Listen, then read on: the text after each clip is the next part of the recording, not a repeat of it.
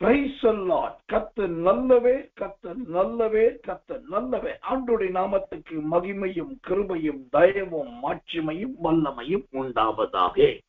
நல்ல அருமையான இந்த மாதத்தின் கடைசியிலே தேவனாகிய கர்த்தர் நம்மை கொண்டு வந்ததற்காக தேவனை துதிக்கிறேன், கர்த்தரை ஸ்தோத்தரிக்கிறேன், ஆண்டவருடைய நாமத்தை மகிமைப்படுத்துகிறேன். கர்த்தருடைய நாமம் உயர்த்தப்படுவதாக, கர்த்தருடைய கிருபை நம்மேல் அதிகமாய் உண்டாவதாக.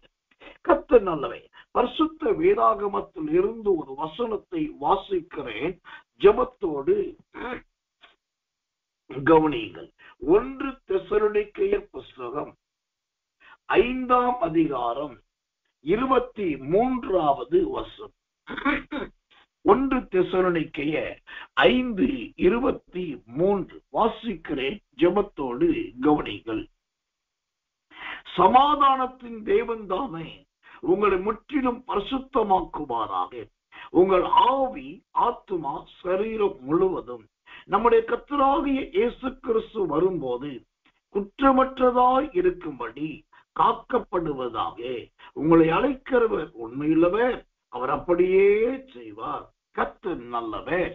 ஆம், இந்த 1 தெசலோனிக்கேயர் புஸ்தகம் 5ஆம் அதிகாரம் 23வது வசனத்தை வாசிக்கும் போது வேதம் சொல்லுகிறது, சமாதானத்தின் தேவன் தாமே உங்களை முற்றிலும் பரிசுத்தம் ஆக்குவாராக. கர்த்தருடைய நாமத்துக்கு மகிமை உண்டாவதாக.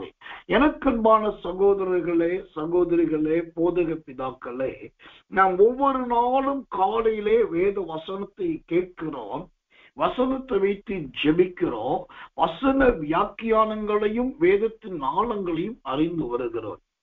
ஆனாலும் கூட நாம் வாழுகிறது பூமியா இருக்கிறபடினாலும், நாம் ஜீவிக்கிறது பொல்லாதவர்களுக்கு மத்தியிலே ஜீவிக்கிறவர்களாய் இருக்கிறபடினாலும், இந்த மாத கடைசி நாளிலே நமக்கு ரொம்ப தேவையான ஒன்று என்னன்னாக்கா, முற்றிலும் பரிசுத்தம் ஆக்கப்படுது. முற்றிலும் பரிசுத்தம் ஆக்கப்படுது. பரிசுத்தமாக்கப்படுதல் என்பது வேறு, முற்றிலும் பரிசுத்தமாக்கப்படுதல் என்பது வேறு. பரிசுத்தமாக்கப்படுதல் என்றால் என்ன, முற்றிலும் பரிசுத்தமாக்கப்படுதல் என்றால் என்ன என்று கேட்டால், பரிசுத்தமாக்கப்படுதல் என்றால் அன்றன்றைக்கு நடந்த சம்பவங்களை, அன்றன்றைக்கு செய்த சின்ன சின்ன தவறுகளை அறிக்கையிடுவதும், அழுவதும், ஆண்டவரிடத்தில் இரக்கத்தை கேட்பதும் பரிசுத்தமாக்கப்படுதலை காண்பிக்கிறது.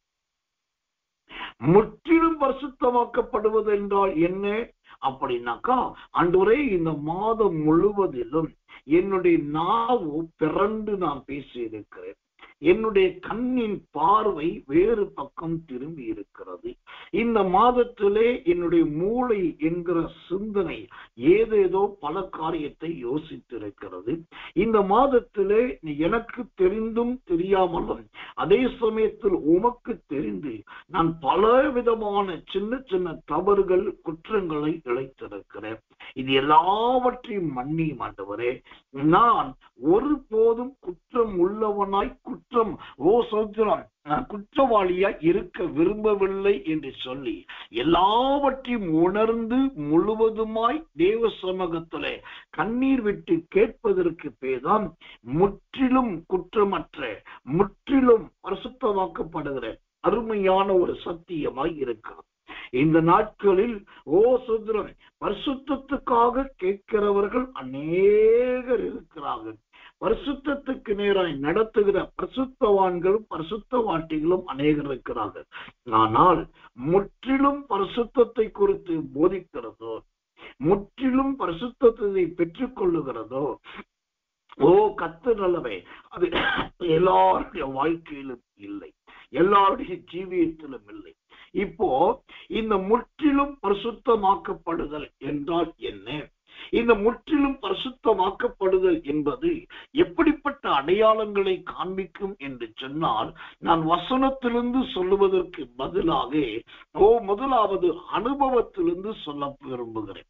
ஏனென்று சொன்னால், இந்த முற்றிலும் பரிசுத்தமாக்கப்பட்ட பல பரிசுத்தவான்களையும் நல்ல தேவ மனிதர்களையும் நான் பார்த்திருக்கிறேன்.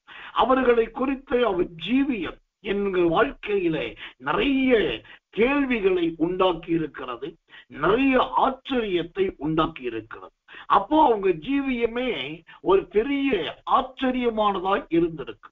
அப்ப ஏன் இவங்களுக்கு மட்டும் இப்படி முடிகிறது, மற்றவர்களால் முடியவில்லை என்கிற ஒரு பெரிய கேள்வியும் எனக்கு உண்டானது உண்டு. தேவனுக்கு மகிமை உண்டாவதாக. இந்த முற்றிலும் பரிசுத்தமாக்கப்படுகிற ஒரு அனுபவம் நம்முடைய வாழ்க்கையில வந்துவிட்டால், முதலாவது அவங்க ஜீவியத்துல என்ன காணப்படும் என்று சொன்னா, எதை குறித்ததான சொல்கிறோம் ஒரு வருத்தம் அவர்களுக்கு இருக்கவே இருக்காது. எதை குறித்ததான பெரிய கவலை அவர்களுக்கு இருக்கவே இருக்காது. எல்லாம் இருக்கிறதா, எல்லாம் அவர்கள் அனுபவிப்பார்.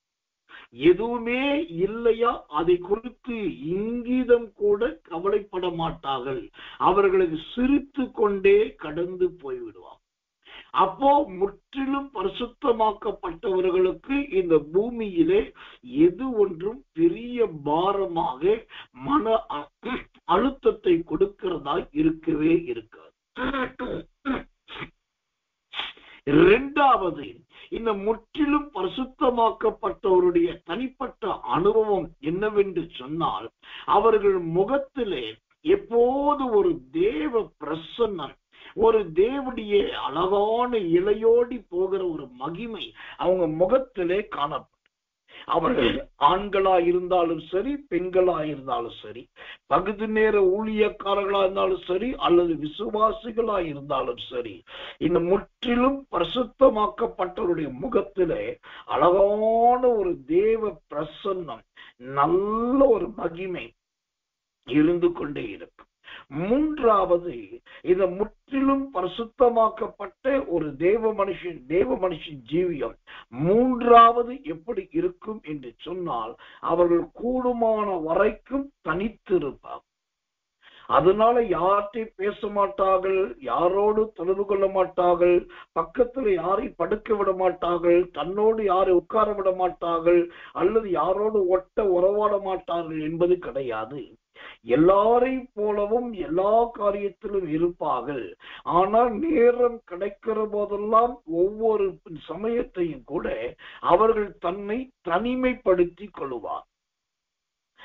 ஏன் தனிமைப்படுத்திக் கொள்ளுகிறார்கள் என்று சொன்னால், அவர்களுக்குள் காணப்படுகிற அந்த முற்றிலும் பரிசுத்தமாக்கப்பட்ட தன்மையானது தீட்டுள்ளவர்களோடும் அருவருப்பானவர்களோடும் அவர்களை நிற்க விடாது. இவர்கள் மனம் தவனமாய் தவித்து தன்னை இன்னும் பரிசுத்தம் பண்ணிக் கொள்வது எப்படி என்கிற மேன்மைக்குள் நடத்துகிறபடினால், கூடுமான வரைக்கும் அவர்கள் தனித்தே இருப்பார்கள். தனித்திருந்து தேவனோடு உறவாடுகிறவர்களாய் இருப்பார்கள். இது முற்றிலும் பரிசுத்தமாக்கப்பட்டவருடைய மூன்றாவது அடையாளம். இந்த முற்றிலும் பரிசுத்தமாக்கப்பட்டவருடைய நாலாவது அடையாளம். நாலாவது அடையாளம் எப்படின்னாக்கா, கூட்டங்கள் நடந்தாலும் நடக்காவிட்டாலும், யாராவது ஜெபத்தை நடத்தினாலும் நடத்தாவிட்டாலும், இவங்க வாயிலே எந்த நேரத்திலும் கர்த்தரை துதிக்கிற ஒரு துதி இருந்துகிட்டே இருக்கும். கர்த்தரை ஆராதிக்கிற ஒரு ஆராதனை இருந்து கொண்டே இருக்கும். மனித மாம்ச வழக்கத்தின்படி அவங்க பாடுகிற குரல் அவங்களுக்கு நல்ல குரலே இருக்காது. பல நேரத்திலே முரட்டு குரலாய் இருக்கும், தடித்த குரலாய் இருக்கும், ரொம்ப ஒரு அழகான குரலாய் கூட இருக்காது. ஆனால் இந்த முற்றிலும் பரிசுத்தமாக்கப்பட்டவர்கள் தனக்கு அப்படி ஒரு குரல் இல்லையே என்று கவலைப்படாமல், தனக்கு இருக்கிற தடித்த, தனக்கு இருக்கிறதானே அந்த முரட்டு அந்த குரலை வைத்து தன்னையும் மறந்து அவங்க பாடிக்கொண்டே இருப்பாங்க, அல்லது ஸ்தோத்திரம் பண்ணிக்கொண்டே இருப்பாங்க, அல்லது ஏதாவது வசனத்தை சொல்லிக்கொண்டே இருப்பாங்க. இது முற்றிலும் பரிசுத்தமாக்கப்பட்ட மனிதர்களுடைய அடுத்த அடையாளம். இதோடு அவர்களுடைய அடையாளம் முடியலை. இந்த முற்றிலும் பரிசுத்தமாக்கப்பட்ட தேவ மனுஷனுடைய அடுத்த அடையாளம் என்னன்னா, இவங்க எவ்வளவுதான் தனித்திருந்தாலும், எவ்வளவுதான் தனிமையை விரும்பினாலும், இவர்களை தேடி மனிதர்கள் வந்துகிட்டுதான் இருப்பாங்க. சோதரம், இஜபத்துக்காக வருவாங்க, ஆலோசனைக்காக வருவாங்க, சுத்திரம் தன்னிடத்தில் பேச வேண்டும் என்று வருவாங்க, அவருடைய கையை நீட்டி அவர் நம்ம ஆசீர்வதிக்க வேண்டும் என்று வருவாங்க. இல்லாட்டி கிட்ட போய் கொஞ்ச நேரம் இருந்துட்டு வந்தோம்னாக்கா நமக்கு ஒரு மனசுக்கே ஆறுதல் கிடைக்கும் என்று வருவாங்க.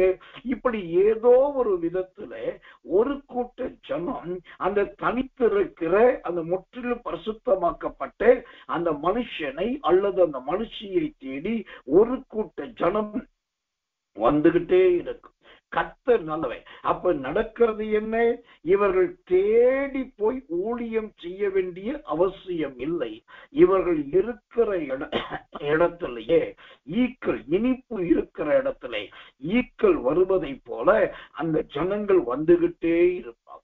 இதுல நீங்க தெரிந்து கொள்ளலாம், முற்றிலும் பரிசுத்தமாக்கப்பட்ட ஊழியக்காரர்கள் யார், முற்றிலும் பரிசுத்தமாக்கப்படாத ஊழியக்காரர்கள் யார் என்பதை இதிலிருந்தே நீங்கள் நன்றாய் தெரிந்து கொள்ளலாம். முற்றிலும் பரிசுத்தமாக்கப்பட்ட நல்ல விசுவாசி, ஒரு சாதாரண விசுவாசியா இருந்தாலும் அந்த விசுவாசிக்கு கூட இதற்கு முன்பு நான் சொன்ன அனைத்து காரியங்களும் பொருந்தும். அவர்களும் ஒரு தேவ மனுஷனை போல, தேவ மனுஷியை போல ரோசத்திரம் தேவனால் நடத்தப்படுவார்கள். ரொம்ப முக்கியமாய் கடைசியாக இந்த முற்றிலும் பரிசுத்தமாக்கப்பட்டவர்கள் ஜீவியத்தில் என்ன நடக்கும், என்ன சம்பவிக்கும் என்று சொன்னா, ரொம்ப முக்கியமா கடைசியா 2 காரியம் நடக்கும். இந்த முற்றிலும் பரிசுத்தமாக்கப்பட்டவர்களுக்குள் நடக்கிற 2 கடைசியான 2 காரியம் என்னன்னா, ஒன்று, இவர்கள் அதாவது முற்றிலும் பரிசுத்தம் ஆக்கப்பட்ட அவர்கள் எல்லா தீங்குக்கும் எல்லா ஆபத்துக்கும் காக்கப்படுவார்.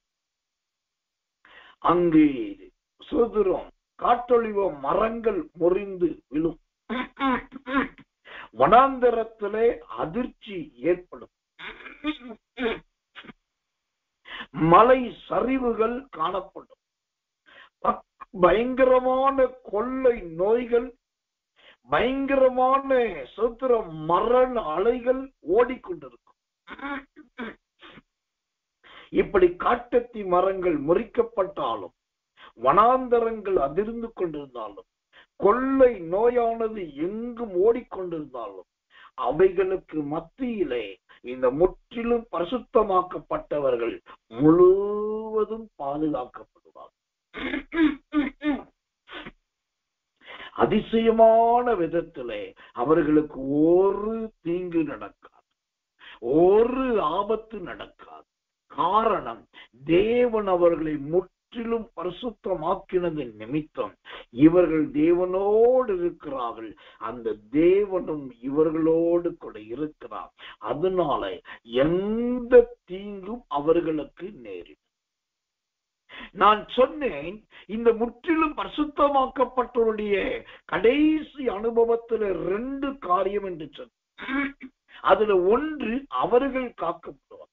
2வது ரொம்ப ஆச்சரியமானது என்னன்னா, அந்த முற்றிலும் பரிசுத்தமாக்கப்பட்டவர்கள் யாரோ அல்லது அவரோடு சுற்றிலும் இருக்கிறவர்கள் யாரோ, அவருக்கு வேண்டியவர்கள், நெருக்கமானவர்கள், உறவினர்கள், அப்படிப்பட்டவர்கள் யாரோ, இவர் நிமித்தம், இந்த முற்றிலும் பரிசுத்தமாக்கப்பட்ட அந்த ஒரு தேவப்பிள்ளை நிமித்தம் அவரை சுற்றிலும் இருக்கிற எல்லாரும் காக்கப்படுவார். எல்லாரும் தப்பு வைக்க முடியும். இதுதான் முற்றிலும் பரிசுத்தமாக்கப்பட்டவர்கள் நிமித்தம் சுற்றிலும் இருக்கிறவர்களுக்கு கிடைக்கிற மிகப்பெரிய ஒரு அடைக்கு. அப்போ கர்த்தர் நல்லவே, இவர் நிமித்தம் அவர்களுக்கு தண்டனை குறையும், இவர்கள் நிமித்தம் அவர்களுக்கு நியாய தீர்ப்பு விலகும், இவர்கள் நிமித்தம் தீங்கும் ஆபத்தும் இவர்களை விட்டு கடந்து. அப்ப தேவன் அவர்கள் மீது வைத்திருக்கிற ஒரு பெரிய கிருபை என்ன? நீ எனக்காக முற்றிலும் பரிசுத்தமாக்கப்பட்ட தேவ மகன், நீ எனக்காக முற்றிலும் பரிசுத்தமாக்கப்பட்ட என்னுடைய தேவகுமாரத்தி, நான் உன்னில் பிரியமாய் இருக்கிறேன் என்பது தான். ஓ கர்த்தர் அல்லவே, அது தேவனுடைய விவரமாய், தேவனுடைய திட்டமாய் இருக்கிறது. தேவனுக்கு மகிமையும் கிருபையும் தயவும் உண்டாவதாக. அப்போ இந்த அருமையான காலை நேரத்திலே இந்த மாத இறுதி கூட்டத்துக்கு வந்திருக்கிற தேவ பிள்ளையே, நீங்க இருக்கிற இடத்துல, இருக்கிற ஊரிலே, இருக்கிற பகுதியிலே முற்றிலும் பரிசுத்தமாக்கப்பட்டவர்கள் யாராவது இருக்கிறார்களா என்று கொஞ்சம் கவனி. அந்த முற்றிலும் பரிசுத்தமாக்கப்பட்டவர்கள் உங்க பகுதியிலே, உங்க வட்டாரத்திலே இல்லாவிட்டால் உங்க வீட்டிலேயே இருப்பார்கள் என்று சொன்னால் நீங்கள் தேவனுடைய தயவு பெற்றவர்கள் என்று நான் தைரியமாய் சொல்ல முடியும். கர்த்தர் நல்லவே, கர்த்தர் நல்லவே, கர்த்தர் நல்லவே. எனக்கன்பான தேவ பிள்ளைகளே, அப்ப இந்த மாத இறுதி நாளில் வந்திருக்கிற நமக்கு ரொம்ப முக்கியமானது தேவை என்ன அப்படின்னா, இந்த 1 தெசலோனிக்கேயர் 5:23 சொல்லுகிறதை போல நான் முற்றிலும் பரிசுத்தமாக்கப்படுதலுக்குள் கடந்து போகவே. இந்த முற்றிலும் பரிசுத்தமாக்கப்படுதல் என்றால் என்ன? இந்த முற்றிலும் பரிசுத்தமாக்கப்படுதல் என்பது எதை குறிக்கிறது? ஒரு வசனத்தை வாசிக்கிறேன். ஏசாயாவின் புத்தகம். கர்த்தருடைய நாமத்துக்கு மகிமையும் கிருபையும் தயவும் உண்டாவதாக. ஏசாயாவின் புத்தகம் 1ஆம் அதிகாரம் 6வது வசனத்தை வாசிக்கிறேன். உள்ளங்கால் தொடங்கி உச்சம் தலை மட்டும் அதில் சுகமே இல்லை, அது காயமும் அது வீக்கமும் நொதிக்கிற ரணமும் உள்ளது, அது சீல் பிதுக்கப்படாமலும் கட்டப்படாமலும் எண்ணெயினால் ஆற்றப்படாமலும் இருக்கிறது. ஆம், இந்த முற்றிலும் பரிசுத்தம் ஆக்கப்படாத ஒரு சரீரம், முற்றிலும் பரிசுத்தம் ஆக்கப்படாத ஒருவருடைய ஜீவியம் எப்படி இருக்கும் என்று வசனம் சொல்லுகிறது என்று சொன்னால், அவருடைய உள்ளங்கால் தொடங்கி உச்சம் தலை வரைக்கும் நம்பர் 1 சுகமே இருக்காது, நம்பர் 2 காயமாய் இருக்கும், நம்பர் 3 வீக்கங்கள் இருக்கும், நம்பர் 4 நொதிக்கிற ரணம் இருக்கும், நம்பர் 5 சீல் நிறைந்திருக்கும், நம்பர் 6 கட்டப்படாமல் இருக்கும், நம்பர் 7 ஆற்றப்படாமல் இருக்கும். அப்போ இந்த 7 காரியங்கள் ஒரு தேவ பிள்ளையின் சரீரத்திலே ஜீவியத்திலிருந்து நீக்கப்பட்டால்தான் அவர்கள் வாழ்க்கையிலே ஒரு முற்றிலும் பரிசுத்தமாக்கப்படுதலை காணப்படும். இந்த 7 காரியத்திலே முதல் காரியம் என்ன? அந்த ஏசாயாவின் புத்தகம் 1ஆம் அதிகாரம் 6வது வசனம் சொல்வது சுகமே இல்லை. எனக்கன்பான தேவ பிள்ளைகளே, இந்த சுகமே இல்லை என்கிற காரியம் வார்த்தை எதை குறிக்கிறது? வாசிக்கிறேன். 1 சாமுவேல் 24ஆம் அதிகாரம் 19வது வசனம். 1 சாமுவேல் 24:19. ஒருவன் தன் மாற்றானை கண்டுபிடித்தால் அவனை சுகமே போக விடுவானோ? இன்று நீ எனக்கு செய்த நன்மைக்காக கர்த்தர் உனக்கு நன்மை செய்வாராக. கர்த்தர் நல்லவர். இந்த சுகமே இல்லை என்கிற அனுபவம் எதை குறிக்கிறது? ஒருவன் இன்னொரு இடத்துல மனுஷனிடத்தில் போய் பிடிபட்டு கொள்ளுவதை காண்பிக்கிறது. இன்றைக்கு ஒவ்வொருவரும் யாரிடத்திலோ பிடிபட்டு கொண்டிருக்கிறோம். எதிலே பிடிபட்டு இருக்கிறோம்? கடன் வாங்கி கடன்காரன் என்ற அடைமொழியிலே நாம் பிடிபட்டு இருக்கிறோம். கர்த்தருக்கு மகிமை உண்டாவதாக. சில நேரத்திலே அவசரப்பட்டு வார்த்தைகளை சொல்லிவிட்டு, ஐயோ நீ என்னை இப்படி சொல்லிவிட்டாய் என்று சொல்லப்படுகிற ஒரு குற்றச்சாட்டுக்குள் நாம் பிடிபட்டு இருக்கிறோம். இப்படிப்பட்ட சூத்திரம் சுகமே இல்லாதது. இப்ப கடனும் அல்லது மன வேதனையும் இருந்தால் அவங்க எப்படி இருப்பாங்க? அவங்களால நிம்மதியாய் இருக்க முடியாது, சமாதானமாய் இருக்க முடியாது, களிப்போடும் சந்தோஷத்தோடு இருக்க முடியாது. இதுதான் சுகமே இல்லாத அனுபவம். ஆனால் இந்த 1 சாமுவேல் 14 வசனத்தின்படியாக பிடிப்பட்டிருக்கிற மனுஷன் விடுவிக்கப்பட்டால், கர்த்தர் நல்லவே, அவர்கள் தப்புவிக்கப்பட்டால், அதுவே அவர்கள் ஜீவியத்திலே ஒரு பெரிய மகிழ்ச்சியை கொடுக்கும். எனக்கன்பான தேவ பிள்ளைகளே, 1 தெசலோனிக்கேயர் 5:23 படி நீங்கள் முற்றிலும் பரிசுத்தமாக்கப்பட வேண்டும் என்று சொன்னால், முதலாவது உங்கள் மனம் சுகமாய் இருக்க வேண்டும். உங்க உள்ளான மனம், இருதயத்தில் உள்ளே இருக்கிற அந்த சிந்திக்கிற மனம் நல்ல சுகமா இருக்கிறது. யாருக்கும் அடிமைப்பட்டதாய் இருக்கக்கூடாது. ஒன்றுக்கும் சுத்திரம் அடிமைப்பட்டு விடுதலை அற்றதாய் இருக்கவே கூடாது. அப்போ இங்கு காணப்படுகிற சுகமே இல்லை என்கிற அனுபவம் மாறி மனதும் சிந்தனையும் எண்ணமும் எப்போதும் நல்ல சுகமா இருக்க, தேவனுக்கு மகிமையும் கிருபையும் தயவும் உண்டாவதாம். அப்போ முற்றிலும் பரிசுத்தமாக்கப்படுதல் என்பது முதலாவது மனதிலே யாருக்கும் அடிமையாய் இராதது.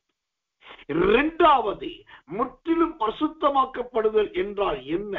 அந்த ஏசாயா 1:6 வசனம் சொல்லுது, அது காயமும் என்று பார்க்க. எனக்கன்பான தேவ பிள்ளைகளே, இந்த காயமும் என்பது என்ன? இந்த காயமும் என்பது எதை குறிக்கிறதா இருக்கிறது? அதை குறித்து பரிசுத்த வேதாகமம் ரொம்ப தெளிவாய் வார்த்தைகளை சொல்லுகிறதை நம்மால் பார்க்க முடியும். இந்த காயமும் என்பது எதை நமக்கு விளங்க காட்டுகிறதா இருக்கிறது? வாசிக்கிறேன் வேதத்திலிருந்து ஒரு வசனத்தை. கர்த்தருடைய நாமத்துக்கு மகிமையும் தயவும் உண்டாவதாக. அந்த ஏசாயாவின் புஸ்தகம் 1 அந்த கர்த்தருடைய 6 வசனத்தையே வாசிக்கிறேன். அது காயமும் வீக்கமும் என்று சொல்லிவிட்டு 7 வசனம் சொல்வது, உன் தேசம் பாழாயிருக்கிறது. பாழாயிருக்கு. நல்லா இருக்கிற சரீரம், நல்ல ஆரோக்கியமாய் இருந்த சரீரத்திலே திடீரென்று ஒரு அடிபடுகிறது, திடீரென்று ஒரு வேதனை உண்டாகிறது. அது மாத்திரமல்ல, திடீரென்று சொல்லி ஓசத்திரம் ஏதோ ஒரு தழும்புகள் வருகிறது. அது எதை குறிக்கிறது? பாழாய் போகிற அனுபவம். இதை குறித்துதான் 1 ராஜாக்கள் புஸ்தகம் 20:17 வசனம், 1 ராஜாக்கள் 20:17 சொல்லுகிறது, அதன் பின் அவன் வேறொருவனை கண்டு என்னை அடி என்றான். அந்த மனுஷன் அவனை காயமுண்டாக அடித்தான். கர்த்தர் நல்லவே. இந்த முற்றிலும் பரிசுத்தம் ஆக்கப்படாத ஒரு அனுபவம் 2வது எதை குறிக்கிறது? நம்முடைய ஜீவியத்தில் காணப்படுகிற காயங்களை குறிக்கிறது. இந்த காயம் என்பது எதை குறிக்கிறது? மனிதர்களால் தண்டிக்கப்படுதலை, மனிதர்களால் அடிக்கப்படுதலை காண்பிக்கிறது. ஒன்றை தெரிந்து கொள்ளுங்கள், நீங்கள் முற்றிலும் பரிசுத்தமாக்கப்பட்டவர்களாய், நல்ல தேவ கிருபை நிறைந்தவர்களாய் உங்கள் ஜீவியத்திலே காணப்படுவீர்கள் என்று சொன்னால், அடித்து சொல்லுவேன், எந்த மனிதர்களாலும் உங்களை காயப்படுத்த முடியாது. அப்படி காயப்படுத்தினாலும் அது உங்க ஜீவியத்தை தொடாது. ஏனென்று சொன்னால், இந்த காயத்துக்கு யாரை அடையாளமாய் வேதத்தில் சொல்ல முடியும் என்று சொன்னால், அப்போஸ்தலனாகிய பவுலை தான் நல்ல அடையாளமாய் சொல்ல முடியும். காயத்துக்கும் பவுலுக்கும் ஏக தொடர்பு. பல இடத்திலே சுவிசேஷ எதிரிகள், பல இடத்திலே சத்தியத்தின் பகைஞர்கள் பவுலை பிடித்தார்கள், கன்னத்திலே அறைந்தார்கள், அப்புறம் தரத்தரவென்று இழுத்து கொண்டு போனார்கள், ஊருக்கு வெளியே போட்டார்கள், அப்புறம் பல விதத்திலே தண்டித்தார்கள். இப்போ இழுத்தார்கள், அடித்தார்கள், தண்டித்தார்கள். இவ்வளவு செய்தும் கர்த்தர் நல்லவே, அந்த பவுலுடைய ஜீவியத்தை பார்த்தால் மீண்டும் அவன் எழுந்து நிற்கிறவனாகும், மீண்டும் கர்த்தருடைய ஊழியத்தை செய்கிறவனாகவும் மாறினான். அவனுக்கு பல காயங்கள் வந்தது, நன்மையின் நிமித்தம், ஊழியத்து நிமித்தம், சத்தியத்து நிமித்தம். ஆனால் அந்த காயங்கள், அவனுக்கு கொடுக்கப்பட்ட அடி காயம் உண்டாக அடிக்கப்பட்ட அந்த அடி அவனை படுத்த படுக்கைக்கு உட்படுத்தவில்லை. அந்த அடியே இவனை இன்னும் வைராக்கியம் உள்ளவனாக, இன்னும் உரமேற்றப்பட்டவனாக அவனை மாற்றி தேவனுக்காக அதிக வைராக்கியம் உள்ளவனாய் மாறி. அப்போ இந்த முற்றிலும் பரிசுத்தமாக்கப்படுதல் என்பது இரண்டாவது எதை குறிக்கிறது? நமக்கு இருக்கிற காயம். அந்த காயம் என்பது என்ன? மனிதர்களால் அடிக்கப்படுகிற அடி, அதனால் காயப்பட்டு எழுந்திருக்க முடியாமல் கிடக்கிற பலவீனம். ஆனா பவுலுக்கு அடி விழுந்த போதும் அது அவனை படுக்கைக்குள் நடத்தவில்லை, வியாதிக்குள் நடத்தவில்லை. சோத்திரம், நோய்வாய் வந்தவனாய் அழிந்து தெரியவில்லை. அந்த காயத்திலிருந்து அவன் எழுந்து மீண்டும் ஊழியம் செய்கிறவனாய் மாறினான். இந்த மாதத்திலே உங்க வீட்டில் உள்ளவர்கள் உங்களை காயப்படுத்தி இருக்கலாம், உங்களை வருத்தப்படுத்தி இருக்கலாம், உங்களை சஞ்சலப்படுத்தி இருக்கலாம். இல்லாவிட்டால் உங்களை மகா அவலட்சணமாகவும் கேவலமாகவும் பேசி இருக்கலாம். அதுவே இந்த மாதம் முழுவதும் உங்க இருதயத்துல காயமும் வடிப்பவுமாய் காணப்பட்டிருக்கலாம். ஆனா எழுதி வைத்துக் கொள்ளுங்கள், பவுலுக்கு வந்த அடியை விட, அப்போஸ்தலனாகிய பவுலுக்கு ஏற்பட்ட காயத்தை விட அதிக அடியோ அதிக காயமோ உங்களுக்கு ஏற்படவே இல்லை. அதன்படி பார்த்தால் நீங்கள் பாக்கியவான்கள், பாக்கியவதிகள். அப்போ என் தேவனாகி கர்த்தர் சொல்லுகிறார், அந்த காயத்தை மறந்து விடு மகள், அந்த காயத்தை மறந்து விடும் மகளே. இயேசு கிறிஸ்து உயிர்த்தெழுந்த போது அப்போஸ்தலர்கள் ஒரு வீட்டிலே ஒளிந்து கொண்டிருக்கும் போது இயேசுவானவர் அவர்கள் நடுவே தோன்றி அவர் சொன்னார், நீங்கள் என் கைகளுக்கு காயத்தை பாருங்கள், கர்த்தருக்கு மகிமை உண்டாவதாக. எனக்கன்பான தேவ பிள்ளைகளே, என் காயத்தை பாருங்கள் என்று சொன்னார். இது எதை குறிக்கிறது? அவருடைய சரீரத்திலே காயம் இருந்த போதும் கர்த்தர் நல்லவே, அதை குறித்து அவர் அங்கலாய்க்கவில்லை, அதை குறித்து அவர் புலம்பவில்லை. சோத்திரம், அதை சாட்சியாக மாற்றினார், அதையே உயிர்த்தெழுதலின் அடையாளமாய் மாற்றினார். யோவான் சுவிசேஷம் 20ஆம் அதிகாரம் 25வது வசனம். யோவான் 20:25. மற்ற சீசர்கள் கர்த்தரை கண்டோம் என்று அவனுடனே சொன்னார்கள். அதற்கு அவன், அவருடைய கைகளில் ஆணிகளினால் உண்டான காயத்தை நான் கண்டு அந்த காயத்திலே என் விரலை இட்டு என் கையை அவருடைய விழாவிலே போட்டால் ஒழிய விசுவாசிக்க மாட்டேன். இப்போ இந்த அருமையான அப்போஸ்தலருக்கு தெரிந்து விட்டது, ஆண்டவர் சிலுவையில் அறையப்படும் போது ஆணி அறைந்த காயம் அவருடைய கையிலே இருந்து, அதை அவன் சொன்னதை போலவே மறுநாள் மீண்டும் இயேசு வந்தார். என் கைகளில் இருக்கிற காயத்தை பாருங்கள் என்று சொன்னார், தொட்டு பாருங்கள் என்று சொன்னார். அப்போ அவருக்கு இருந்த காயத்தை அவர் தனக்குரிய பரிதாபமாக வைத்துக் கொள்ளாதபடி அதையே சாட்சியாய் மாற்றினார், அதையே நற்கிரியின் அடையாளமாய் மாற்றினார். இந்த மாதத்திலே நம் இருதயம் காயப்பட்டிருக்கும், மனம் காயப்பட்டிருக்கும், உள்ளம் துக்கப்பட்டிருக்கும், ஆவி கலங்கி இருக்கும். ஆனா இந்த மாதம் முடிந்து நாம் நாளைக்கு புது மாதத்துக்குள் போவதற்கு முன்பாக இயேசுவை போல அந்த காயத்தை நாம் அடையாளமாய் மாற்றிவிட்டு சொல்லும். இயேசுவை போல அந்த காயத்தையே சாட்சியாய் மாற்றிவிட்டு சொல்லுவோம். யாராவது அடித்திருந்தால், மனுஷிகள் மூலமா அடிபட்டிருந்தால், அதனால நீங்க அங்கலாய்த்து ஐயோ ஆண்டவர் விசாரிக்க மாட்டாரா, தண்டிக்க மாட்டாரா என்றெல்லாம் கலங்க வேண்டாம். உங்களை தேவன் தம்முடைய கிருபையினால் மறைத்துக் கொள்வார். அப்போ 1 தெசலோனிக்கேயர் 5:23 படி முற்றிலும் பரிசுத்தமாக்கப்படுதல் என்றால் என்ன? 1, சுகமே இல்லாத சரீரத்திலே தேவனுடைய சுகத்தை உணர்வு. 2வது, மனிதர்களால் உண்டாக்கப்பட்ட காயத்தை கர்த்தருக்கு சாட்சியாய் மாற்றுவது. 3வது, முற்றிலும் பரிசுத்தமாக்கப்பட்டவருடைய ஜீவியம் எப்படி இருக்கக்கூடாது என்று சொன்னால், ஏசாயாவின் புஸ்தகம் 1ஆம் அதிகாரம் 6வது வசனம் 3ஆவதாக சொல்லுகிறது, வீக்கமும் என்று பார்க்கிறோம். கர்த்தருக்கு மகிமையும் கிருபையும் தயவும் உண்டாவதாக. இந்த வீக்கமும் என்பது என்ன? இந்த வீக்கமும் என்பது எதை காண்பிக்கிறதா இருக்கிறது?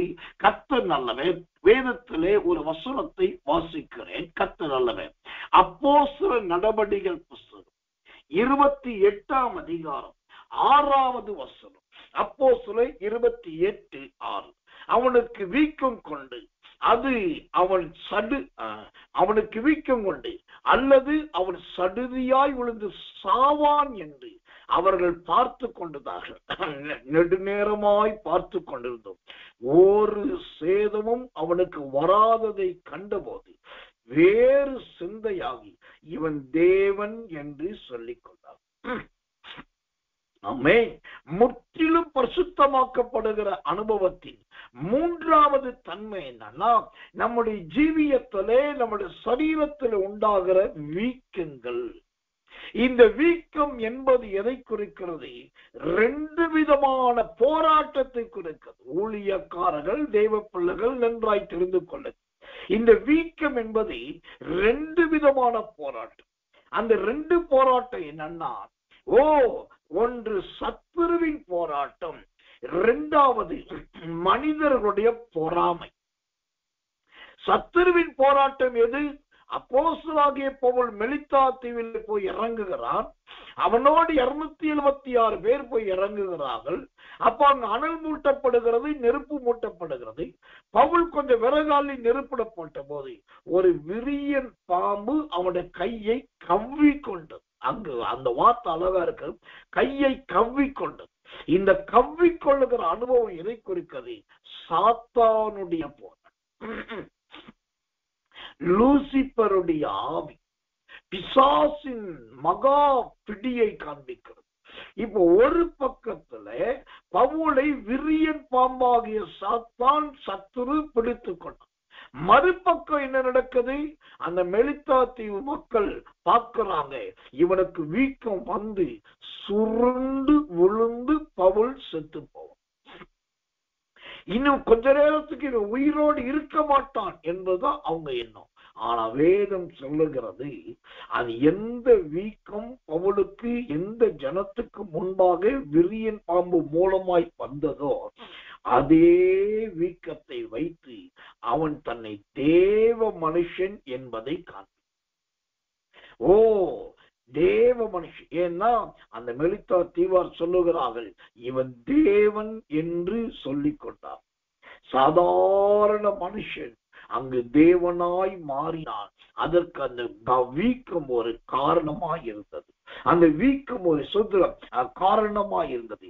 எனக்கன்பான தேவ பிள்ளைகளே, இந்த வீக்கம் என்று சொல்லப்பட்ட அந்த அப்போஸ்தலர் 28:6 எனக்கு பிடிச்ச ஒரு வார்த்தை இருக்குது.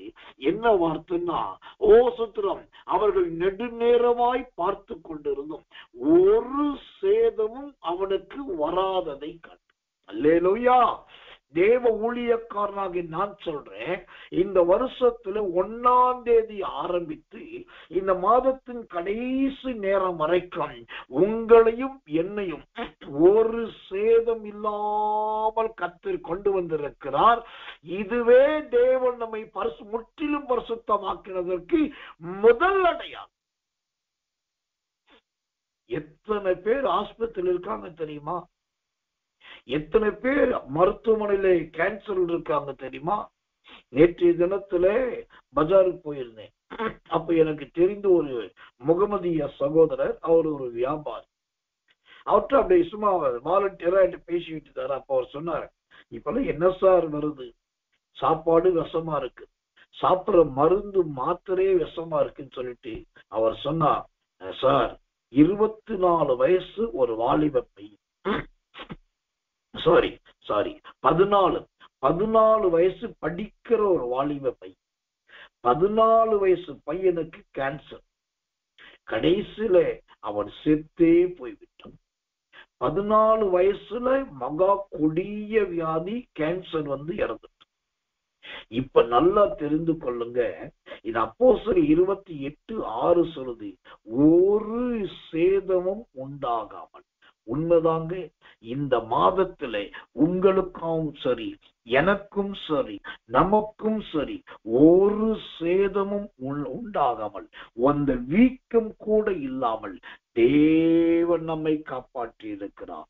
இதுதான் தேவன் நம்மை முற்றிலும் பரிசுத்தமாக்கினதற்கு கர்த்தர் நல்லவே 4வது அடையாளமாயிருக்கிறது. இது 4வது அடையாளம். 1, சுகமே இல்லாத அனுபவத்தை நல்ல சாட்சியாய் மாற்றுவது. 2வது, காயத்தை சூத்திரம் அது நன்மையாய் மாற்றுவது. கர்த்தர் நல்லவே. 3வது, இங்கு வீக்கத்தை சூத்திரம் எந்த விதமான சேதமும் இல்லாமல் நான் நன்றாய் இருக்கிறேன் என்பது சொல்லுவது. இதுதான் இந்த முற்றிலும் பரிசுத்தமாக்கப்படுதலின் 3வது மாபெரும் கிரியை. கர்த்தருக்கு மகிமையும் கிருபையும் தயவும் உண்டாவதாக. ஒரு சேதமும் உண்டாகாது இருந்தால் கர்த்தருடைய ஊழியக்காரனாக நான் சொல்றேன், இன்றைக்கு 31ஆம் தேதி, மாதத்தின் கடைசி நாள், கொஞ்சம் 1ஆம் தேதியில இருந்து 2ஆம் தேதியில இருந்து ஒவ்வொரு தேதியா யோசிச்சுட்டு வாங்க. இன்னைக்கு ஆண்டவர் உங்களை எப்படி வச்சிருக்கிறாரு பாருங்க. ஒரு சேதமும் இல்லாமல் வைத்திருக்கிறார். அந்த வீக்கம் கூட இல்லாதபடி கர்த்தர் முழுவதுமாய் மாற்றி விட்டார். ஒருவேளை நீங்கள் வீக்கத்தோடும் ரணத்தோடும் இருப்பீர்கள் என்று சொன்னால் கர்த்தருடைய ஊழியக்காரராக நான் சொல்லுகிறேன், இப்பொழுதே அந்த வீக்கத்தை மாற்றுவார். அப்போ 28:6 பவுலுடைய வீக்கம் இருந்த இடம் தெரியாமல் போனதை போல உங்களுடைய வீக்கத்தை தேவனுடைய வல்லமை மாற்றும். தேவனுடைய வார்த்தை மாற்றும். அந்த வீக்கம் தானாகவே கரைந்து போய்விடும் இயேசுவின் நாமத்தினாலே. கர்த்தர் தம்முடைய வார்த்தையை கொண்டு உங்கள் வீக்கங்களை அகற்றுவதற்கு போதுமானவராய் இருக்கிறார். கர்த்தர் நல்லவர், கர்த்தர் நல்லவே, கர்த்தர் நல்லவே. அப்போ இந்த 1 தெசலோனிக்கேயர் 5ஆம் அதிகாரம் 23வது வசனத்தின்படி கர்த்தர் நல்லவர், நல்ல முற்றிலும் பரிசுத்தமாக்கப்படுதல் என்பது 1, சுகமில்லாத இடத்திலே சுகமாய் ஜீவிப்பது. 2வது, காயம் உண்டான இடத்திலே அது சாட்சியாய் மாற்றுவது. 3வது, வீக்கம் வந்த இடத்திலே ஒரு சேதமும் இல்லை என்பதை நிரூபிக்கிறது. இதுதான் அந்த முற்றிலும் பரிசுத்தமாக்கப்படுகிற அருமையான அனுபவம். கர்த்தர் நல்லவே, கர்த்தர் நல்லவே, கர்த்தர் நல்லவே. எனக்கன்பான தேவ பிள்ளைகளே, மகிமையின் ஜீவனுள்ள தேவனாகிய கர்த்தருடைய ஆவியானவர் இந்த காலை வேளையிலே சரீர ரீதியாகவும் ஆவிக்குரிய ரீதியாகவும் அவர் முற்றிலுமாய் நம்மை பரிபூர்ண சுத்திகரிப்புக்குள் நடத்த விரும்புகிறார். கர்த்தர் நல்லவே, கர்த்தர் நல்லவே, கர்த்தர் நல்லவே. அப்போ முற்றிலும் பரிசுத்தமாக்கப்படுதலில் 4வது அனுபவம் என்ன என்று கேட்டால், அந்த ஏசாயாவின் புஸ்தகம் 1ஆம் அதிகாரம் 6வது வசனத்திலே 4வது குறிப்பு இவ்விதமாய் சொல்லுவது, ரணமும் உள்ளது என்று சொல்லி. ரணமும் உள்ளது. எனக்கன்பான தேவ பிள்ளைகளே, இந்த ரணமும் உள்ள இருக்கிறதான அனுபவம் எதை காண்பிக்கிறது? ரணமுமா இருக்கிற அந்த காரியம் எதை விளங்க பண்ணுகிறதா இருக்கிறது? கர்த்தர் நல்லவே, கர்த்தர் நல்லவே. ஒரு வசனத்தை உங்களுக்காக நான் வாசிக்கிறேன். இந்த ரணம் என்கிற சுத்திரம் அனுபவம், இந்த ரணம் என்கிற வேதனை இன்னைக்கு நிறைய பேருடைய ஜீவியத்துல கர்த்தர் நல்லவே சுத்திரம் அதுவே பெரிய பாரத்தையும் பெரிய வேதனையையும் உண்டாக்குவதா இருக்கு. கர்த்தருடைய நாமத்துக்கு மகிமையும் தயவும் உண்டாவதாக. இந்த ரணத்தை குறித்து வேதத்துல பலவிதமான சத்தியங்கள் உண்டாயிருக்கு. ஆனால் அதுல ஒரு வார்த்தை உங்களுக்கு வாசிக்கிறேன். லேவியராகமத்தின் புஸ்தகம் 13ஆம் அதிகாரம் 16வது வசனம். லேவியராகமம் 13:16 வாசிக்கிறேன். அல்லது ரண மாமிசம் மாறி வெண்மையானால் அவன் ஆசாரியனிடத்துக்கு வர வேண்டும். ரண மாம்சம் மாறி வெண்மையானால் இப்போ இந்த முற்றிலும் பரிசுத்தமாக்கப்படுதலுக்கு இருக்கிற மிகப்பெரிய தடை என்னன்னாக்கா நொதிக்கிற ரணம். இந்த ரணம் என்பது எதை குறிக்கிறது?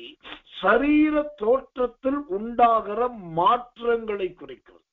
நல்ல புஷ்டியா இருந்திருப்போம், நல்ல பலத்தோடு இருந்திருப்போம், திடீரென்று ஒரு ஆஸ்துமா, திடீரென்று ஒரு அல்சர், திடீரென்று ஒரு மூச்சு இழைப்பு, திடீரென்று ஒரு காய்ச்சல் வரும்.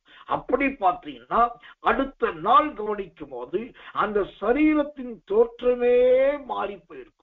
ஒன்று எல்லாம் மெலிந்து முகமெல்லாம் வாடி போயிருக்கும். இல்லாவிட்டால் எதையுமே சாப்பிட முடியாதபடிக்கு பாதிக்கப்பட்டிருப்போம். இந்த சரீர மாற்றம் சில நேரத்தில் நம்முடைய சரீரத்தின் தோற்றம் மற்றவர்களுக்கு அடையாளம் தெரியாத அளவுக்கு மாறி. இதுதான் நொதிக்கிற ரணம். எழுத்தின்படியான அர்த்தம் ரணம் என்று சொன்னா புண்ணுக்கு உள்ளே இருக்கிறதானே ஊறி போயிருக்கிற தன்மை. ஆனா வசனத்தின்படியான விளக்கம் என்று சொல்லும் போது சரீரம் மாறுவது, தோல் பகுதிகள் மாறுவது, முகஜாடை மாறுவது, சோத்திரம் அவயவத்தில் மாற்றங்கள் ஏற்படுது. இது எல்லாம் ரணத்தை குறிக்கிறது. அப்போ இந்த 2024 வருஷம் இந்த முதல் மாசம் நொதிக்கிற ரணத்துக்கு ஒப்பாக உங்க சரீரத்துல மாற்றங்கள் உண்டாகி இருக்கலாம். அது அவலட்சணமான மாற்றமா இருந்திருக்கலாம், அல்லது மூடி மறைக்க விரும்பியும் மறைக்க முடியாத இடத்துல வெளிப்படுகிற ரணமா இருந்திருக்கலாம். உங்க நிலைமை மாறுகிறதை போல, அல்லது கொடிய வியாதி வந்துவிட்டதோ என்று பயப்படுவதை போல இருந்திருக்கலாம். ஆனா எழுதி வைத்துக் கொள்ளுங்கள், கர்த்தரே அந்த கொடிய ரணமுள்ள மனுஷனை ஆசாரியரிடத்தில் கொண்டு வரும்போது அங்கு சுத்திகரிப்புக்கு ஏதுவான நல்ல ஒரு பரிந்து பேசுதல் உண்டாகிறது. அந்த சுத்திகரிப்புக்கு உண்டான பரிந்து பேசுதல் உண்டான உடனே நடக்கிறது என்ன? அந்த ரணம், மாம்சம் மாறி இருக்கிற தன்மை, தோல் மாறி இருக்கிற தன்மை, அங்க இருக்கிற வடுக்கள், அங்க இருக்கிற தழும்புகள் அதெல்லாம் முற்றிலுமாய் மாறி மீண்டும் அவர்கள் மற்றவர்களில் ஒருவர்களை போல மாறிவிடுகிறார்கள். இதுதான் கர்த்தர் நல்லவே. இயேசு கிறிஸ்துவின் நாட்களில் குஷ்டரோகிகளுக்கு ஏற்பட்ட மாபெரும் மாற்றம். அவங்க சரீரத்திலே குஷ்டரோகிகளுக்கு ரணம் இருந்தது, அது ஆறாத ரணம் இருந்தது. ஆனால் அந்த குஷ்டரோகிகளில் 10 பேர் இயேசுவினிடத்தில் வந்து முழங்கால் படியிட்டு எங்களை சுத்தமாக்க உம்மால் கூடும் என்று சொல்லி அவர்கள் ஜெபித்த போது ஆண்டவர் அவர்களை முற்றிலும் பரிசுத்தமாக்கி அவர் சொன்னார், நீங்கள் போய் உங்கள் ஆசாரியருக்கு உங்களை காண்பீர்கள்.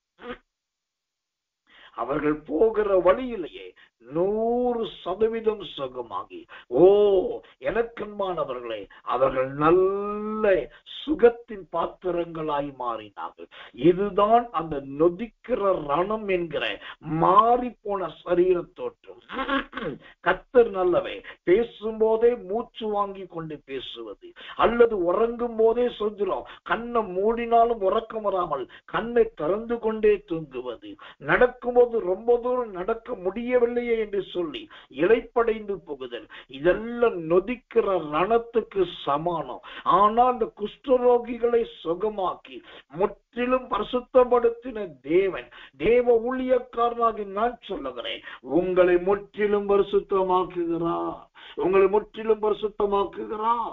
அந்த நொதிக்கிற ரணம் இருந்த இடம் இல்லாதபடி முழுவதுமாய் தேவனாகிய கர்த்தர் மாற்றுகிறாரே, முற்றிலுமாய் அகற்றுகிறாரே, அந்த ரணத்தை இல்லாமல் பண்ணுகிறாரே. அந்த தேவனுடைய வல்லமை இந்த காலை வேளையிலே என் அன்பு சகோதரி உங்க சரீரத்தில் இறங்கி வருகிறது. உங்க சரீரத்தில் அடிக்கடி ஒரு நடுக்கம் வருகிறதை கர்த்தர் எனக்கு காண்பிக்கிறார். அந்த நடுக்கம் வரும் பொழுது நீங்கள் அப்படியே உடல் முழுவதும் உதறிக்கொண்டு, சோத்திரம், யாரும் பார்த்துவிடக் கூடாது என்பதற்காக தனித்து ஓடி விடுகிறதை தேவன் காண்பிக்கிறார். ஓ கர்த்தர் நல்லவே. அந்த விதமான ரணம், அந்த ரணத்தின் அனுபவத்தை தேவனாகிய கர்த்தர் இப்பொழுதே முழுவதுமாய் மாற்றி போடுகிறார் இயேசுவின் நாமத்தினாலே. அந்த நொதிக்கிற ரணம் உங்களில் இல்லாதபடிக்கு 1 தெசலோனிக்கர் 5:23 உங்களை முற்றிலும் பரிசுத்தப்படுத்துகிறார். சரீரத்தை பரிசுத்தப்படுத்துகிறார். உங்கள் ஆவியை பரிசுத்தப்படுத்துகிறார் இயேசுவின் நாமத்தினாலே. தேவனுடைய வல்லமை, தேவனுடைய வார்த்தை, தேவனுடைய கரம் உங்களை முற்றிலுமாய் பரிசுத்தப்படுத்துகிறது. நொதிக்கிற தன்மை இல்லாமல் போகிறது, ரணமும் இல்லாமல் போகிறது. மகிமையின் ஜீவனுள்ள தேவனாகிய கர்த்தருடைய கரம் உங்களை ஆசாரியர்களுக்கு முன்பாய் சாட்சியாய் நிறுத்தப் போகிறது. ஆசாரியர்களுக்கு முன்பாய் சாட்சியாய் நிறுத்தப் போகிறது. நீங்கள் கர்த்தருக்கு சாட்சியாய் விளங்குவீர்கள், அதில் சந்தேகமே இல்லை. கர்த்தர் நல்லவே, கர்த்தர் நல்லவே, கர்த்தர் நல்லவர்.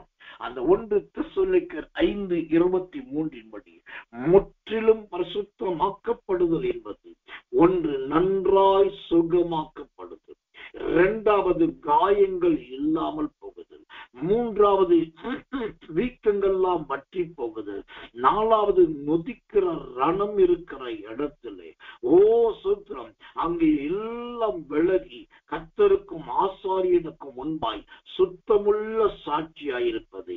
கர்த்தருடைய நாமத்துக்கு மகிமை உண்டாவதாக. 5வதாக இந்த முற்றிலும் பரிசுத்தமாக்கப்படுதல் என்பது எதை குறிக்கிறது? இந்த மாச கடைசியில் வந்திருக்கிற நாம் சோத்திரம் எந்தெந்த காரியத்திலே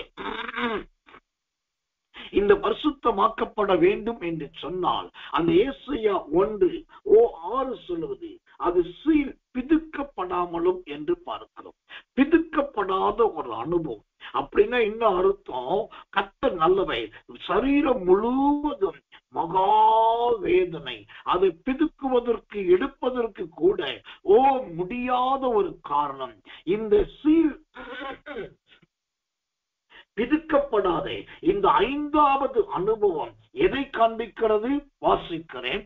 சங்கீதங்களின் புஸ்தகம் 22ஆம் அதிகாரம் 7வது வசனம்.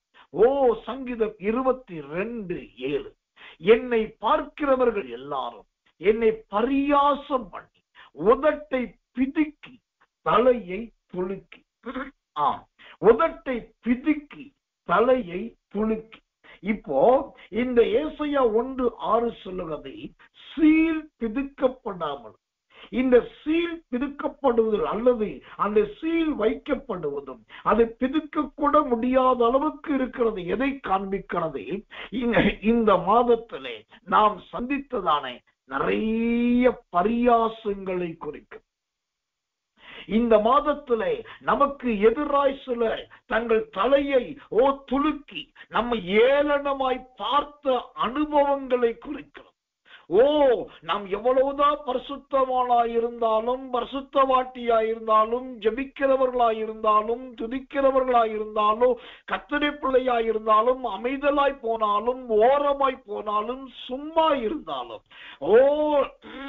நமக்கு எதிராக தங்கள் உதட்டை பிதுக்காத மனிதர்கள் இல்லை என்று சொல்லவே முடியாது. கர்த்தருக்கு மகிமை உண்டாதாக. காரணமே இல்லாமல் நம்மை நையாண்டி பண்ணுதல், அவசியமே இல்லாமல் கிண்டல் பண்ணுதல், சத்திரம் நம்மை மற்ற அவலட்சணமான அருவருப்பான காரியத்தோடு ஒப்பிட்டு நம்மை பரியாசம் பண்ணி அதோடு இணைத்து காண்பித்து, இது எல்லாமே இருதயத்துக்குள்ள வைக்கப்படுகிற சீலுக்கு சமான். எனக்கன்பான தேவ பிள்ளைகளே, பரியாசம் பண்ணுகிறவர்கள் எத்தனை பேரை போய் உங்களால கேள்வி கேட்க முடியும்? எத்தனை பேர்த்த போய் வாக்குவாதம் பண்ண முடியும்? எல்லாத்தையும் கேள்வி கேட்க முடியாது, எல்லாத்தையும் வாக்குவாதம் பண்ண முடியாது. ஆனால் இந்த சீல் வைக்கப்படுகிற இந்த பரியாசம் பண்ணப்படுகிற அனுபவத்தை எப்படி மேற்கொள்ள வேண்டும் என்று சொன்னார், நம்முடைய கோபத்துக்கு பதிலாக நம்முடைய மௌனத்தினால் மேற்கொள்ளலாம். நம்முடைய கோபத்துக்கு பதிலாக மௌனத்தினால். இந்த பரியாசம் பண்ணப்பட்டது வேதத்திலே அதிகமாய் யார் என்று கேட்டால் இயேசு கிறிஸ்து தான். எல்லா விதத்திலும் பரியாசம் பண்ணப்பட்டார். ரொம்ப முக்கியமா இயேசு பரியாசம் பண்ணப்பட்டதுல நான் துக்கப்படுகிற காரியம் எந்த இடம்னாக்கா, இயேசு சிலுவையில் அறையப்பட்டு அவருடைய 33.5 வயதிலே எல்லாம் ரத்தம் தெறிக்க உயிருக்கு போராடி கொண்டிருக்கிறார். அந்த நேரத்துல கூட ஈவு இரக்கமற்ற மனிதர்கள் தலையை துலுக்கினார்கள், நையாண்டி பண்ணினார்கள், கேவலமாய் பேசினார்கள், பரியாசம் பண்ணினார்கள், பலரோடு பல காரியத்தை ஒப்பிட்டு சொன்னார்கள். இவ்வளவும் நடக்கும் போது அவர் ஒரு மனுஷகுமாரனாய் தேவ குமாரனாய் இருந்திருந்தும் அவர் அதை எப்படி மேற்கொண்டார் என்று சொன்னால் மௌனத்தினால் மேற்கொண்டார். மௌனத்தினால். பரியாசக்காரனுக்கு நீ உத்தரவு கொடாதே, அப்படிதான் பைபிள் சொல்லுது. அப்ப இந்த மாதத்துல நீங்கள் தேவனை சார்ந்தவர்களாய் இருந்தும் உங்களுக்கு சீர்பிடிக்கக்கூடிய அளவுக்கு பரியாசம் பண்ணி அதனால் நீங்கள் இயேசுவை போல மகா காயப்பட்டவர்களைப் போல் காணப்பட்டாலும் அந்த உள்ளே இருக்கிற அந்த சீலை ஆண்டவர் முழுவதுமாய் மாற்றி கர்த்தர் நல்லவே அந்த சீலை உங்களை முற்றி முழுவதுமாய் எடுத்து போட்டு கர்த்தர் நல்லவே தம்முடைய கிருபையினாலே தம்முடைய மகிமையினாலே தம்முடைய வல்லமையினாலே முழுவதுமாய் சொல்றாம் உங்களை குணமாக்க போதுமானவே. அதற்கு இந்த இடத்துல இந்த மாத கடைசியிலே நாம் கற்றுக்கொள்ள வேண்டிய ஒரு காரியம் மௌனம். கூடுமான வரைக்கும் மௌனமாயிருங்க, கூடுமான வரைக்கும் சும்மா இருங்க, கூடுமான வரைக்கும் அமைதியா இருங்க. அப்போ உங்க சீலெல்லாம் கர்த்தர் பிதுக்கி எடுத்து கொள்ளுவார். யார் உங்களை பரியாசம் பண்ணினார்கள், யார் தங்கள் தலைகளை உங்களுக்கு விரோதமாய் துலுக்கினார்கள், அவர்களை தேவன் அதே இடத்தில் வைத்திருப்பார். உங்களையோ ஆண்டவர் அவர்களுக்கு முன்பாய் உயர்த்த ஆரம்பிப்பார். இப்ப இயேசுவை பார்த்து நிறைய பேர் பரியாசம் பண்ணினார்கள் அவர் சிலுவையில் தொங்குவதை பார்த்து. ஆனா பரியாசம் பண்ணினவர்கள் எங்கே இருந்தார்கள் என்றால் தரையில இருந்தார்கள். பரியாசம் பண்ணப்பட்ட இயேசுவோ மேலே உயர்த்தப்பட்டிருந்தார். அப்போ நம்முடைய வாழ்க்கையில இந்த மாதத்திலே பரியாசம் பண்ணப்பட்டு அதுவே நமக்கு நொதிக்கிற ரணமாகும். பிதுக்கப்படாத சீலா இருந்தாலும் அதை முழுவதுமாய் கர்த்தர் மௌனம் என்னும் நல்ல போராயுதத்தினால் மேற்கொள்ளுகிறவராய் இருக்கிறார். மௌனம் என்னும் நல்ல போராயுதத்தினால் அழிக்க போதுமானவராய் இருக்கிறார். கர்த்தர் நல்லவே, கர்த்தர் நல்லவே, கர்த்தர் நல்லவை. இப்பொழுது அந்த 1 தெசலோனிக்கர் 5:23 முற்றிலுமாய் பரிசுத்தமாக்கப்படுதலின் 6வது தன்மை என்ன என்று கேட்டால் அந்த ஏசாயாவின் புஸ்தகம் 1ஆம் அதிகாரம் 6வது வசனம் சொல்லுகிறது. 6வதாக பார்க்கிறோம், அங்கு கட்டப்படாமலும் என்று சொல்லு. இந்த கட்டப்படாத அனுபவம் எதை குறிக்கிறது? கட்டப்படாமலும் என்கிற இந்த அனுபவம் எதற்கு இணையாக சொல்லப்பட்டிருக்கிறது? எனக்கன்பான தேவ பிள்ளைகளே, கர்த்தர் நல்லவே, கர்த்தர் நல்லவே. இந்த கட்டப்படாத அனுபவம் பல காரியத்தை நமக்கு காண்பிக்கிறதா இருக்கிறது. ஆனாலும் தேவனாகிய கர்த்தர் இந்த கட்டப்படாத அனுபவத்தை எதோடு ஒப்பிடுகிறார் பாருங்கள். என்னாகமத்தின் புஸ்தகம் 13ஆம் அதிகாரம் 15வது வசனம். என்னாகமம் 13 மன்னிக்கிறோம், என்னாகமம் 19ஆம் அதிகாரம் 15வது வசனம். என்னாகமம் 19:15. மூடி கட்டப்படாமல் திறந்திருக்கும் பாத்திரங்கள் எல்லாம் தீட்டுப்பட்டிருக்கும். மூடி கட்டப்படாமல் திறந்திருக்கும் பாத்திரங்கள் எல்லாம் தீட்டுப்பட்டிருக்கும். இப்போ ஏசாயா 1:6 சொல்லுகிறது கட்டப்படாமலும். இந்த கட்டப்படாமலும் என்பது ஒன்று துணியை வைத்து அந்த புண்ணை கட்டுவது என்பது எழுத்தின்படியான அர்த்தம். ஆனால் இந்த கட்டப்படாத அனுபவம் என்பது ஆவியின்படியான அர்த்தம் என்பது எப்படி குறிக்கிறது. என்னாகமம் 19:15 சொல்லுகிறபடி கட்டப்படாத அனுபவம் என்பது தீட்டுப்பட்ட அனுபவம். தீட்டுப்பட்ட அனுபவம். அப்போ இந்த கட்டப்படுகிற அனுபவம் எதில கட்டப்பட வேண்டும், எது கட்டப்பட வேண்டும்? வேதம் அழகாய் சொல்லுவது, வாய் கட்டப்பட்டால் ஒழிய. ஆம், வாய் கட்டப்பட்ட ஒழியாய். எனக்கன்பான தேவ பிள்ளைகளே, அப்போ இந்த கடைசி காலத்துல அடுத்த மாதத்துக்குள் உள்ளே நாம் போவதற்கு முன்பாக சோதரம் எதை கட்டப்பட வேண்டும்? நல்ல வாய் கட்டப்பட வேண்டும். அந்த வாய் கட்டப்பட்டால் ஒழிய நாம் புத்தி இல்லாதவர்களாய் சோத்திரம் அல்லது புத்தி உள்ளவர்களாய் நம்மை காண்பிக்கவே முடியாது. ஒரு வசனத்தை வாசிக்கிறேன். சங்கீதத்தின் புஸ்தகம் 32ஆம் அதிகாரம் 9வது வசனம். சங்கீதம் 32:9. வாரினாலும் கடிவாளத்தினாலும் வாய் கட்டப்பட்டால் ஒழிய சுத்திரம் உன் கிட்ட சேராத புத்தி இல்லாத குதிரையை போலவும் கோவேறு கழுதையை போலவும் இருக்க வேண்டாம். இந்த கட்டப்படாத அனுபவம் எதை குறிக்கிறது? தீட்டுப்படுகிற அனுபவம். இந்த மாதத்துல எந்த காரியத்தில் தீட்டுப்பட்டோம், எந்த விஷயத்தில் தீட்டுப்பட்டோம், எப்படி தீட்டுப்பட்டோம், அதை கவனித்து பார்ப்போம். ஒருவேளை தீட்டுப்படுகிற அனுபவம் இருந்தால் நம்முடைய ஜீவியம் எப்படி போகும் பாருங்க. அந்த சங்கீதம் 32:9 3 காரியத்தை சொல்லுது. ஒன்று, புத்தி இல்லாதவர்களாய் போவோம். இரண்டாவது, குதிரையை போல போவோம். மூன்றாவது, கழுதையை போல போவோம். ஒன்று புத்தி போயிடும், இரண்டாவது குதிரையா மாறிடுவோம், மூணாவது கழுதையா மாறிடுவோம். அப்போ இந்த மாத கடைசியில வந்திருக்கிற நாம் அடுத்த மாதத்தை சந்திப்பதற்கு முன்பாக இந்த கட்டப்படாத அனுபவம் என்கிற எல்லா தீட்டிலிருந்து வெளியே வருவோம். புத்தி இல்லாமல் செய்த புத்தீனமான காரியங்களை விட்டு விடுவோம். குதிரையாய் இருக்க வேண்டிய நாம் கழுதையாய் போன அனுபவத்திலிருந்து மாறி விடுவோம். அந்த தீட்டு முற்றிலுமாய் விலகட்டும். இந்த தீட்டு யாருடைய ஜீவியத்தில் இருந்தது? தீட்டு யாரை கலங்க பண்ணினது என்று சொன்னால் வேதத்திலே நிறைய காரியத்தை பார்க்கலாம். ஆனால் இந்த தீட்டுக்கு சம்பந்தப்பட்ட இன்னொரு வேத பகுதியை சொல்லி நான் ஜெபிக்க விரும்புகிறேன். தேவனுக்கு மகிமை உண்டாவதாக. எலிசா தீர்க்கதரிசி நாட்களிலே அங்கு உண்பதற்காக ஆகாரத்தை ஆயத்தப்படுத்துகிறார்கள். அந்த ஆகாரத்திலே கூட அங்கு தீட்டு காணப்பட்டதாக வேதத்தில் பார்க்கிறோம். அப்ப நல்ல கவனிக்கணும் எனக்கன்பான தேவ பிள்ளைகளே. இன்றைக்கு தீட்டு என்பது அநேகருடைய ஜீவியத்திலே ஆகாரத்தையும் சத்திரம் அது விஷத்துக்கு ஒப்பாகவும் நம்முடைய புத்தியை கெடுக்கிறதாகவும் குதிரையாய் இருக்க வேண்டிய நம்முடைய ஜீவியம் கழுதையாய் மாறி போவதை காண்பிக்கிறது. இதுதான் கட்டப்படாத அனுபவம். அப்ப என்ன அர்த்தம்? அழகான ஒரு சத்தியம் இருக்கிறது. ஒரு தேவ பிள்ளைக்கு கட்டுப்பாடு அவசியம். ஒரு தேவ மனுஷனுக்கு தனக்கு மேல் இருக்கிற பரிசுத்தவான்களால் கண்டிக்கப்படுதல் அவசியம்.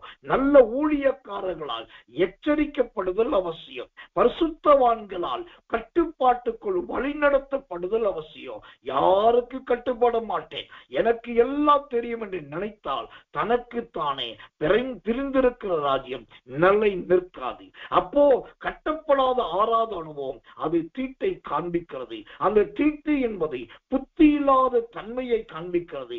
இந்த மாதத்திலே நாம் எதெல்லாம் புத்தியற்றவர்களாய் செய்தோமோ அதை அறிக்கை செய்வோம். ஆண்டவரே, நீ தயவாய் எல்லா தீட்டையும் அப்புறப்படுத்துங்கள் என்று ஜெபித்து பாருங்கள். மகிமையின் தேவன் 1 தெசலோனிக்கேயர் 5:23 வசனத்தின்படி கர்த்தர் முற்றிலுமாய் உங்களை கட்டி தம்முடைய காருண்யம் என்னும் அன்பின் கயிற்றினாலே இழுத்து கொள்ள வல்லவராய் இருக்கிறார், நல்லவராய் இருக்கிறார். கர்த்தர் நல்லவே, கர்த்தர் நல்லவே, கர்த்தர் நல்லவே. கடைசியாக அந்த சோதரம் முற்றிலும் பரிசுத்தமாக்கப்பட வேண்டிய காரியத்தில் அந்த ஏசாயா 1:6 சொல்லுகிறது, எண்ணெயினால் ஆற்றப்படாமலும். கர்த்தர் நல்லவே, எண்ணெயினால் ஆற்றப்படாமலும். இந்த ஆற்றப்படாத அனுபவம் எதை குறிக்கிறது? ஆற்றப்படாத ஜீவியம் எதை குறிக்கிறது? எரேமியாவின் புஸ்தகம் 51ஆம் அதிகாரம் 8வது வசனம். எரேமியா சூத்திரம் 51:8 வாசிக்கிறேன். பாபிலோன் சடுதியிலே விழுந்து தகர்ந்தது, அதற்காக அலறுங்கள், அது நோவை ஆற்ற பிசின் தைலம் போடுங்கள், ஒருவேளை குணமாகும். இந்த ஆற்றப்படாத அனுபவம் எதை குறிக்கிறது? ஏசாயா 51:8 படி நாம் விழுந்து போகிற அனுபவத்தை குறிக்கிறது. அழைத்த அழைப்பிலே நிலைத்து நிற்க முடியாதது, கர்த்தர் கொடுத்த ஊழியத்தை தொடர்ந்து செய்ய முடியாதது, எடுத்த தீர்மானத்திலே உறுதியாய் நிற்க முடியாதது, மற்றவர்கள் கொடுத்த வாக்குறுதிகளை நிறைவேற்ற முடியாதது, இதெல்லாம் விழுந்து போகிற அனுபவம். இது எதை குறிக்கிறது? பாபிலோனின் அனுபவத்தை குறிக்கிறது. எனக்கன்பானவர்களே, நாம் இஸ்ரவேலர்கள் என்பதை மறந்து போகாதீர்கள். நாம் எருசலேம் வாசிகள் என்பதை மறந்து போகாதீர்கள். இஸ்ரவேலர்களாய் எருசலேம் வாசிகளாய் இருக்க வேண்டிய நம்முடைய ஜீவியத்திலே இந்த எரேமியாவின் புஸ்தகம் 51:8 பாபிலோன் உள்ளே வந்திருக்கும் என்று சொன்னால் அந்த பாபிலோனை அகற்றி போடுங்கள். அந்த பாபிலோன் அகற்றப்படும் போது அங்க 2 காரியம் நடக்கும். ஒன்று, பிசின் தைலம் கிடைக்கும். 2வது, குணமாக்குதல் கிடைக்கும். பிசின் தைலம் கிடைக்கும், 2வது நல்ல குணமாக்குதல் கிடைக்கும். இந்த காலை வேளையிலே அருமையான வசனம் என்னும் பிசின் தைலத்தை வைத்து நம்மோடு கர்த்தர் பேசிக் கொண்டிருக்கிறார். ஆனால் குணமாக்கப்படுவது நம்முடைய பொறுப்பாயிருக்கிறது. கர்த்தர் நல்லவே, கர்த்தர் நல்லவே. இந்த 1 தெசலோனிக்கேயர் 5:23 சொல்கிறது, முற்றிலும் உங்களை பரிசுத்தமாக்குவாராக. உங்கள் ஆவி, ஆத்துமா, சரீரம் முழுவதும் நம்முடைய கர்த்தராகிய இயேசு கிறிஸ்து வரும்போது குற்றமற்றதாய் இருக்கும்படி காக்கப்படுவதாக. என் தேவனாகிய கர்த்தர் எரேமியா 51:8 நல்ல பிசின் தைலம் என்னும் நம்முடைய வசனத்தினாலே நம்ம இன்னும் இவ்வளவு நேரம் இடைப்பட்டிருக்கிறார். இப்பொழுது நாம் குணமாக வேண்டிய நேரம் வந்து விட்டது.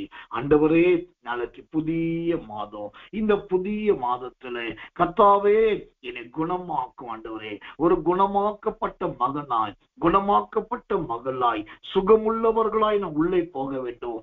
என் ஜீவியத்திலே சுகமே இல்லை என்கிற அனுபவம் இருக்கக்கூடாது. என் ஜீவியத்துல காயம் என்கிற அனுபவம் இருக்கவே கூடாது. என் ஜீவியத்துல வீக்கம் என்கிற அனுபவம் இருக்கவே கூடாது. என் ஜீவியத்துல நொதிக்கிற ரணம் என்கிற அனுபவம் இருக்கவே கூடாது. என் ஜீவியத்துல சீல் இருக்கவே கூடாது. என் ஜீவியத்துல கட்டப்படாத அனுபவம் இருக்கவே கூடாது. என் ஜீவியத்துல ஆற்றப்பட முடியாத அனுபவம் இருக்கவே கூடாது. இது எல்லாம் மறைந்து ஆண்டவருடைய பிசின் தைலத்தினாலே எங்களை சீர்படுத்தும். ஆண்டவரே, இன்றைக்கே நான் குணமாக விரும்புகிறேன். என் உள்ளான மனுஷனும் குணமாக வேண்டும். என் வெளியான மனுஷனாகிய சரீரமும் குணமாக வேண்டும். இந்த உள்ளான மனுஷனும் வெளியான மனுஷனும் குணமாக்கப்படுவதன் நிமித்தமாக நான் முற்றிலும் பரிசுத்தமாக்கப்பட்ட மகனாக புதிய மாதத்தில் பிரவேசிக்க எனக்கு உதவி செய்யும் என்று சொல்லி எல்லாரும் கண்களை மூடி வாய்களை திறந்து ஒப்பு கொடுத்து கர்த்தரை ஸ்தோத்திரம் பண்ணுவோம். இயேசுவின் நாமத்தினாலே நாம் ஜெபிப்போம். அன்புள்ள நல்ல பரம பிதாவே, நல்ல அருமையான இந்த காலை வேலைக்காக இந்த வருடம் ஆரம்பித்து மிக வேகமாய் வாகனத்தின் சக்கரம் சுழல்வதை போல இந்த நாட்கள் சுழன்று சுழன்று ஓடி போனதை இந்த மாதத்தின் கடைசி நாளில் கர்த்தர் எங்களை கொண்டு வந்திருக்கிறீர். இதுவே நீர் எங்கள் மீது வைத்த இரக்கம், இதுவே நீர் எங்கள் மீது வைத்திருக்கிற உடைய திவ்ய அன்பு என்று நாங்கள் நம்புகிறோம் ஐயா. ரொம்ப முக்கியமான இந்த மாத கடைசி நாளிலே நாங்கள் மீண்டும் ஒரு திசை எங்களை முற்றிலும் பரிசுத்தமாக்கி கொள்ள 7 காரியங்களை கர்த்தர் இன்றைக்கு கற்றுக் கொடுத்தீரையா. இந்த 7 காரியத்திலிருந்து முற்றிலுமா நாங்கள் விலகி ஆண்டவரே ஒரு சுத்தமாக்கப்பட்ட மனுஷனாய், ஒரு பரிசுத்தமாக்கப்பட்ட தேவ பிள்ளையாய் இயேசுவாகிய நீர் அந்த மத்தேயு சுவிசேஷம் 17 மறுரூபம் ஆனீர் என்று பார்க்கிறோம். இந்த மாத கடைசியில உடைய பிள்ளைகள் முற்றிலும் பரிசுத்தமாக்கப்பட்டு இயேசுவாகி உம்மை போல மறுரூபம் ஆகட்டும். ஆண்டவரே, பிசின் தைலமாகிய வேத வசனங்கள் பிள்ளைகளை முற்றிலுமாய் மாற்றி எல்லா காரியத்திலும் குணமாக்கி இயேசுவை போல ஒரு மறுரூபமாக்கப்பட்ட இயேசுவை போல மறுரூபத்தின் சாயலை பெற்றுக்கொண்ட அனுபவமாய் மாற்றும்.